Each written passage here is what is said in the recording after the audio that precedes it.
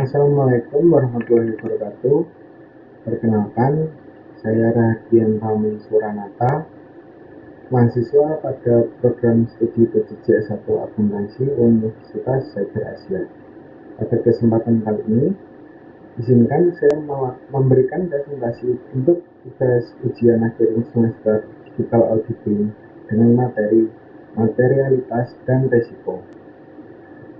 Presentasi ini akan membahas tentang audit digital, terutama mengenai materialitas dan risiko. Kami akan membahas konsep kunci ini, lalu akan memberikan contoh kasus untuk pemahaman yang lebih baik. Kemudian, yang pertama adalah konsep materialitas dalam audit. Apa sih definisi materialitas itu? Materialitas adalah ambang batas kesalahan yang dapat ditoleransi.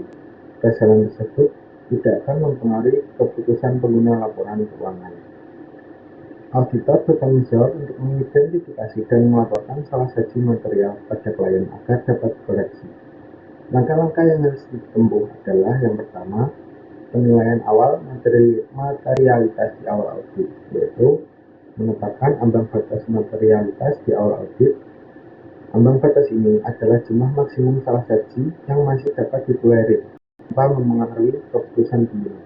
Kemudian langkah yang kedua adalah faktor kuantitatif dan kualitatif, yang meliputi faktor kuantitatif adalah besaran salah saji dan faktor kualitatif adalah dampak salah saji tersebut terhadap tren, kepatuhan hukum, atau perjanjian pinjaman. Langkah ketiga adalah alokasi materialitas ke akun tertentu. Materialitas dialokasikan ke segmen atau akun tertentu, biasanya akun neraca, untuk memastikan bukti audit terkumpul secara efektif. Dan kemudian langkah yang terakhir adalah evaluasi temuan audit. Auditor menggunakan materialitas untuk mengevaluasi salah saji yang ditemukan selama audit, baik yang sudah diketahui maupun yang diperkirakan. Kemudian, konsep risiko dalam audit. Yang pertama, risiko audit. Definisi risiko audit adalah kemungkinan auditor memberikan opini yang tidak tepat. Opini yang tidak tepat diberikan atas laporan keuangan yang mengandung salah satu material. Kemudian yang kedua adalah komponen risiko audit.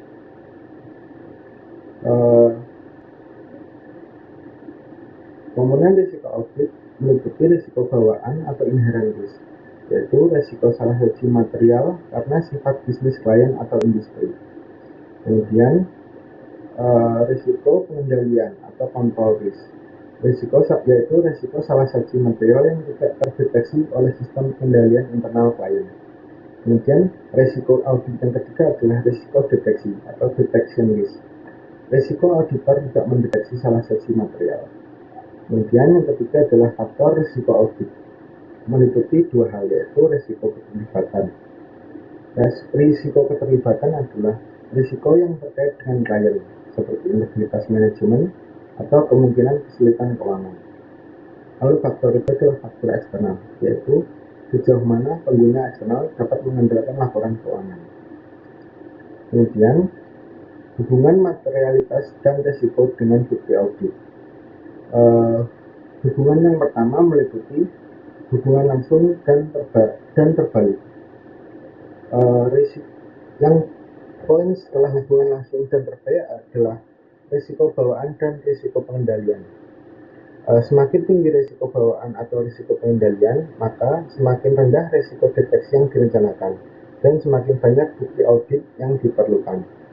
Kemudian hubungan yang kedua adalah materialitas. Semakin rendah ambang batas materialitas, maka semakin banyak bukti audit yang diperlukan. Kemudian yang ketiga adalah revisi risiko dan bukti. Auditor harus merevisi penilaian risiko selama audit dan menyesuaikan jumlah bukti yang diperlukan berdasarkan temuan baru. Slide selanjutnya adalah aplikasi dalam proses audit. Aplikasi dalam proses audit ini ada dua, yaitu yang pertama perencanaan bukti audit, yang meliputi auditor menggunakan model risiko audit untuk merencanakan jumlah dan jenis bukti yang akan dikumpulkan. Contoh, siklus penjualan dan koleksi mungkin memerlukan bukti lebih banyak dibandingkan siklus penggajian. Lalu aplikasi kedua adalah pengujian neraca, yaitu auditor mengembangkan lembar kerja untuk menghubungkan pertimbangan materialitas dan risiko dengan bukti yang diperlukan. Terakhir, kesimpulannya adalah yang pertama, materialitas dan risiko audit adalah konsep kunci dalam menentukan ruang lingkup dan pendekatan audit.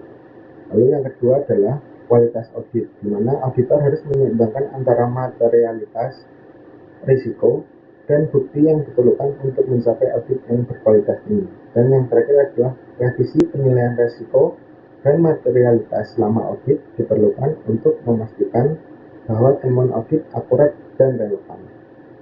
Sekarang kita akan masuk ke contoh kasus. Contoh kasus ini adalah PT Maju Jaya. PT Maju Jaya Manufacturing memiliki total aset 10 juta. PT ini merupakan perusahaan manufaktur elektronik. Laporan keuangan tahun 2023 menunjukkan nilai persediaan sebesar 3 juta atau 30% dari total aset. Auditor ditugaskan untuk memeriksa kewajaran penyajian persediaan.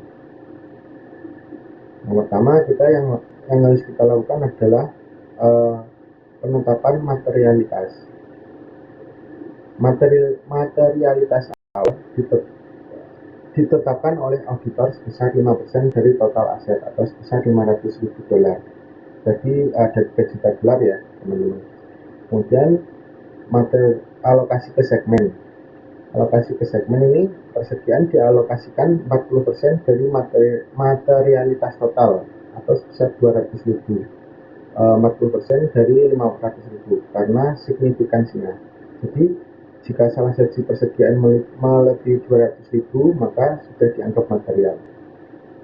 Lalu langkah selanjutnya adalah memberikan penilaian risiko audit. Yang pertama adalah risiko bawaan. Risiko bawaan ini tinggi, sebesar 80%, karena persediaan terdiri dari komponen elektronik bernilai tinggi dan mudah usang. Ini kan tadi kan perusahaan manufaktur elektronik, jadi aset persediaannya pun terdiri dari komponen elektronik yang harganya mahal dan cepat digantikan oleh waktu. Cepat banyak perbaruan di sektor elektronik. Kemudian perusahaan juga memiliki riwayat kesalahan valuasi persediaan. Lalu risiko pengendalian yang kedua atau CR. CR ini control risk, itu sedang atau sebesar 50% karena sistem pada perusahaan PT Maju Jaya Manufacturing ini tidak terotomatisasi. Kemudian pemisahan antara staf bidang dan akuntansi juga tidak jelas. Lalu yang terakhir adalah risiko audit yang dapat diterima atau AAR. 5% itu standar dari industri. Perhitungan risiko deteksi. Perhitungan risiko deteksi ini tidak saya tampilkan di PPT ya teman-teman.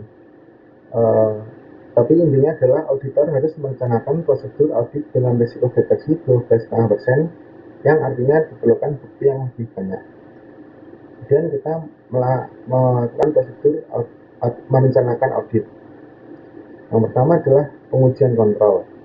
Langkah-langkahnya adalah mengevaluasi efektivitas penghitungan fisik persediaan. Lalu yang kedua adalah memeriksa dokumen pembelian dan penjualan untuk memastikan kepatuhan SOP. Kemudian pengujian yang kedua adalah pengujian substansif, yaitu yang pertama kita menghitung fisik persediaan, yaitu auditor menghitung 30% item persediaan secara acak karena angkanya tadi 30%. Kemudian auditor juga harus melakukan konfirmasi kepada pihak ketiga, yaitu mengirim konfirmasi ke penyedia gudang pihak ketiga dan melakukan analisis tren, yaitu membandingkan nilai persediaan dengan data historis dan margin laba kotor. Salah satu proyeknya 45.000 masih di bawah materialitas segmen, yaitu 200.000. Jadi kan materialitas segmennya kan sebesar 200.000 nih di sini. Nah, ternyata ditemukan salah satu proyeksinya hanya 45.000. Kemudian temuan audit. temuan audit ini diketahui bahwa selisih fisik dan catatan untuk 30% sampel atau sebesar $15.000 dan salah satu proyeksi tadi 45.000. Faktor kualitatif, ditemukan transaksi dengan pihak terkait yang tidak diungkapkan dan berpotensi melanggar perjanjian pinjaman. Jadi ini dari temuannya faktor kualitatifnya. Faktor kuantitatifnya kan tadi salah satunya diketahui selisih fisik dan catatannya 30%, kemudian proyeksi salah satu proyeksinya 45.000 atau sebesar masih di bawah materialitas segmen.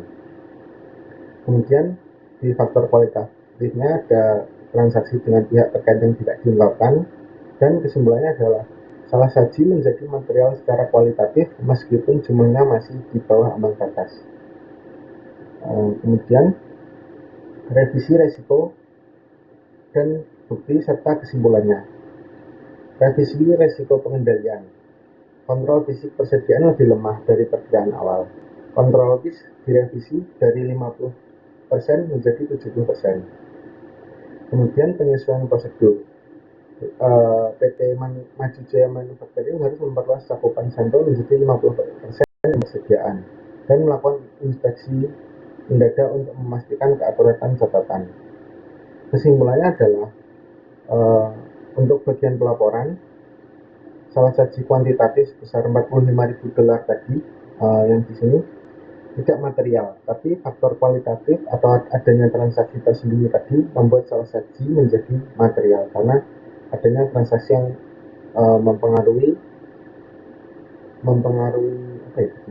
melanggar perjanjian pinjaman. Kemudian auditor merekomendasi koreksi dan pengungkapan transaksi dengan pihak terkait. Akhirnya auditor memberikan opini wajar dengan pengecualian karena ketidakpatuhan pengungkapan. Sekian yang dapat saya sampaikan, semoga dapat menjadi pengetahuan bagi teman-teman. Mohon maaf apabila ada kesalahan kata. Terima kasih. Assalamualaikum warahmatullahi wabarakatuh.